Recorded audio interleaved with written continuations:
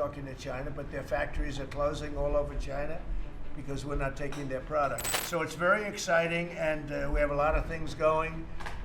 We took over on January 20th. These are quarterly reports. We took over on January 20th. The tariffs haven't kicked in yet.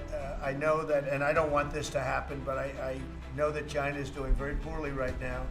I just saw some reports coming out, and I don't want that to happen to China. I like the president a lot, President Xi. I don't want it to happen. I was actually saddened to hear it, but they are getting absolutely hammered in China.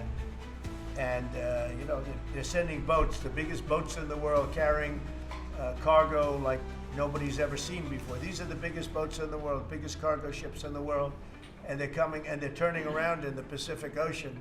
They're doing a big U-turn and going back because they don't want the goods because 145% tariff. But at a certain point, I hope we're going to make a deal with China. We're talking to China, but their factories are closing all over China because we're not taking their product. We don't want their product unless they're going to be fair with us. And that includes intellectual property and other things. There are a lot of things far beyond just buy, sell. So we'll see what happens. But, you know, I was not, because somebody said, well, were you happy? I said, I am not happy. I want China to do well. I want every country to do well.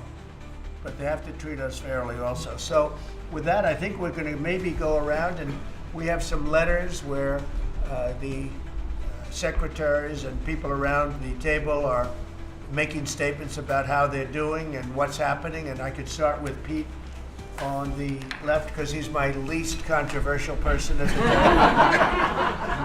No, they don't know how good he is. So we'll go around the table and you can hear it. And these are cabinet meetings where they're very open and transparent. He wants to get back home to his cars and his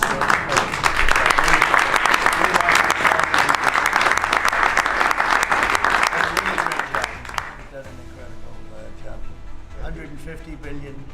Think of this. Yeah. 160 now. Yeah, 160.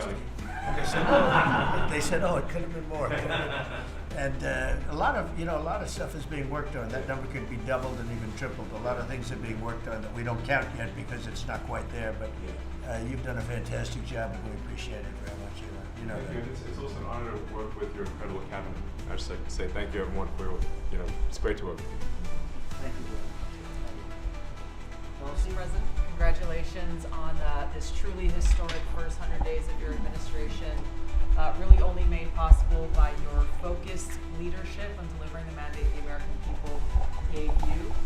You've empowered all of us to deliver that mandate, and I'm grateful to have the privilege of leading the intelligence community towards ending the weaponization, politicization of the intelligence community that's gone on for far too long. And building out what is truly a lean and agile and effective intelligence community